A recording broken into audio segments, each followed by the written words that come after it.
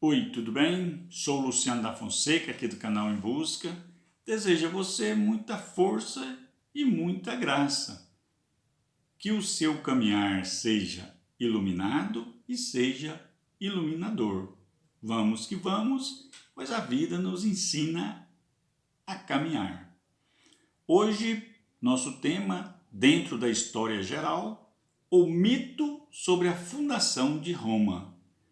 O objetivo é entender que existe um conjunto de linguagem que explica o mesmo fato histórico. Conforme a historiografia, a fundação de Roma é um fato histórico em aberto, uma vez que as fontes documentais são de séculos após a sua ocorrência.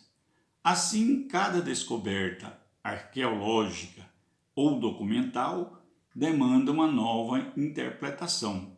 Por isso que os historiadores dizem que não existe verdade absoluta em história. Segundo Pedro Antônio, os romanos vão organizar um intricato conto mitológico sobre a origem da cidade de Roma, onde uniu-se a obra histórica de Tito Livio e as obras poéticas de Ovídio e Virgílio, todas durante o governo do imperador Augusto. Esse trabalho vai demonstrar que as lendas mais antigas foram fundidas e organizadas num único conto, no qual o passado mítico foi interpretado e reinterpretado em função dos interesses da política, a mando do imperador Augusto. Segundo a história tradicional, os verdadeiros fundadores da cidade de Roma foram os povos etruscos, que se instalaram na região por volta do século 6 e 7. No entanto, evidências arqueológicas recentes questionam a veracidade desta afirmação. Desse modo, a data sobre a fundação ainda é desconhecida, embora o historiador Tim Cornell afirma que a fundação ocorreu no século 8 a.C. e que tem ordem tanto documental como mitológica. A fundação de Roma, na ótica da mitologia romana, se baseia em duas obras bem determinadas.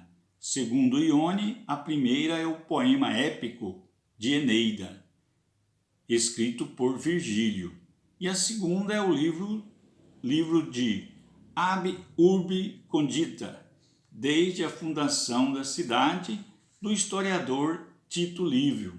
Nesse contexto, segue o conto que diz: Rômulo e Remo seriam filhos de Réia Silva, uma virgem sacerdotisa vestal, que afirmou ter sido violentada e engravidada pelo deus Marte. Silvia havia sido forçada a se tornar sacerdotisa amando seu tio Amúlio, que havia tirado o trono do seu pai na cidade de Alba Longa, cidade construída na Península Itálica, mesma região da cidade de Roma. Ao saber da gravidez da sacerdotisa, Numitor ordenou sua prisão e que seus filhos fossem jogados no rio Tibre. Segundo o conto, os gêmeos teriam sido salvos pela loba, que chegou ao rio para saciar de sua sede, e em compaixão de suas clemências, salvou as duas crianças repudiadas.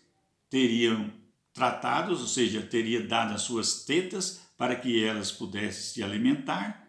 Consequentemente, mais tarde os meninos foram encontrados e adotados por um pastor, e nesse ambiente foram criados.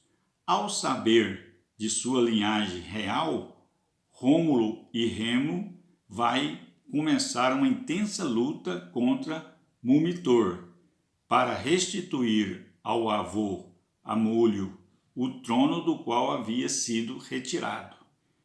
e eles conseguiram. Nesse sentido, mais tarde, Rômulo e Remo construíram uma aldeia no local onde havia sido encontrados. Era o início da cidade de Roma, segundo a mitologia. Entretanto, em decorrência da disputa pelo poder na cidade, Rômulo matou Remo, tornando-se o primeiro rei de Roma.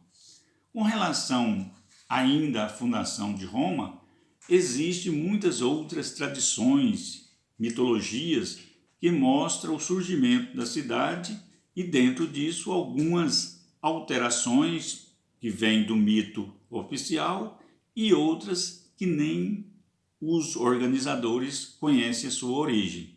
Nesse contexto existe uma narrativa mítica que conta que o deus Saturno, após ser derrotado pelos deuses olímpicos, refugiou no Lácio, região da cidade de Roma, onde construiu uma vila à beira do rio Tibre, no local onde Roma seria fundada por antigos produtores de uva.